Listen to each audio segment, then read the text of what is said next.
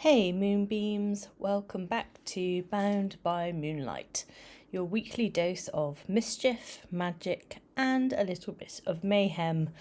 I'm Amy, your resident witch in progress, and today we're diving into something I absolutely love, the moon. Last week we tiptoed through fave folklore and changelings, and I promised today that we'd look up to that glowing beauty in the sky and start working with her magic. This is your no fluff, no pressure guide to moon magic, what the phases mean, how to actually use them, what tools you need, spoiler, not many, and the best moon books to curl up with when you're feeling witchy. So light a candle, get comfy, and let's get moony. We're going to start with the moon phases and their magic. Let's talk about the moon like she's your slightly chaotic best friend who goes through an emotional roller coaster every month and wants to drag you along for the ride. Every phase of the moon has its own vibe, and learning to work with it instead of against it, game changer. We start with the new moon. She's completely hidden, like she's ghosting us on purpose. But that's the magic of it.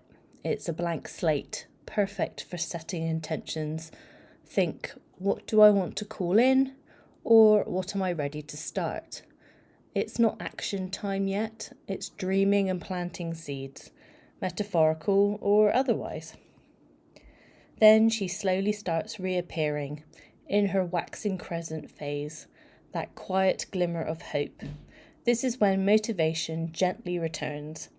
You're still not moving mountains, but you might be ready to make a plan or light a candle and say, okay, I'm doing the thing.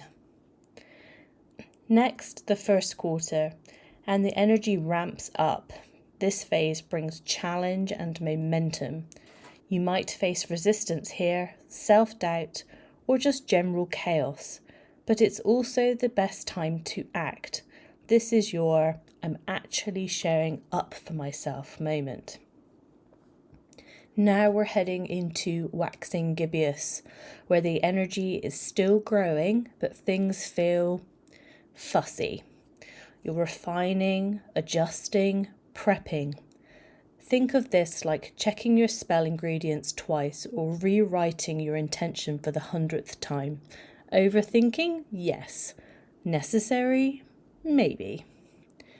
Then boom, full moon, big, bold, and absolutely luminous. The energy is at its peak. This is a time for celebration, release, clarity, and heightened intuition. Cleanse your crystals, pull some tarot, write down what you're letting go of and burn it. Safely. This phase is dramatic and glorious and sometimes a bit much, and we love her for it.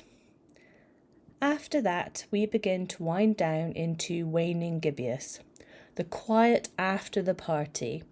It's a time for reflection and gratitude.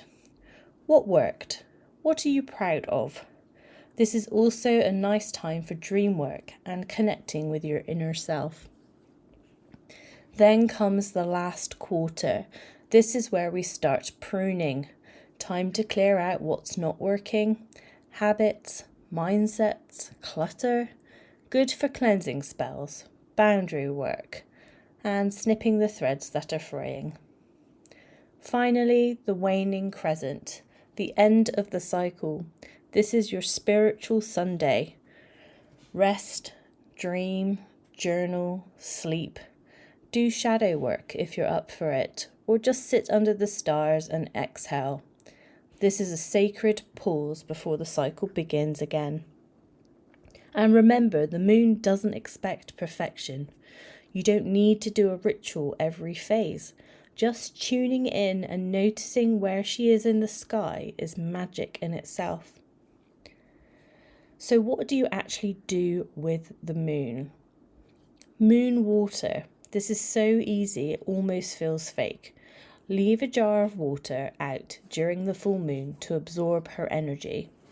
You can drink it if it's safe, Use it to anoint candles or splash it in your bath. Charging tools, crystals, tarot decks, yourself, anything you want to fill with moon energy can go on your windowsill overnight. Journaling. Try prompts like, what do I want to call in at the new moon? Or what am I ready to release at the full? Simple rituals. You don't need a whole altar setup. A single candle, some water, and a little intention can be enough. Sit quietly, write your thoughts, speak to the moon like she's listening, because maybe she is. You don't have to do everything though. Let it be simple and sacred. Now, let's be real, I don't always do a full moon ritual myself. Sometimes I light a tea light and make a wish. Sometimes I just stand at the back door in my pyjamas and whisper, I'm tired, at the sky. The point is, you don't have to be a perfect moon witch. You just have to be your moon witch. Let it be intuitive. Let it be messy. Let it be yours. So let's do a spell of the week. It's called the Full Moon Clarity Candle. You'll need one white candle, a small piece of paper, a pen, and a fireproof dish. Light your candle. Write down something you feel confused or foggy about, a decision, a relationship, anything. Hold the paper and say, Moon above, reveal to me what hides beneath what I can't see. By your light, I call it clear. Truth and knowing now draw near. Burn the paper in the dish. Let the candle burn down if you can. Pay attention to signs and nudges over the next few days, especially dreams. The moon loves a bit of dream drama. Now, if you want to go deeper, here are some of my favourite moon books. Lunar Abundance by Ezzy Spencer. Gentle, soothing, and more about the emotional flow of the moon. Moonology by Yasmin Boland.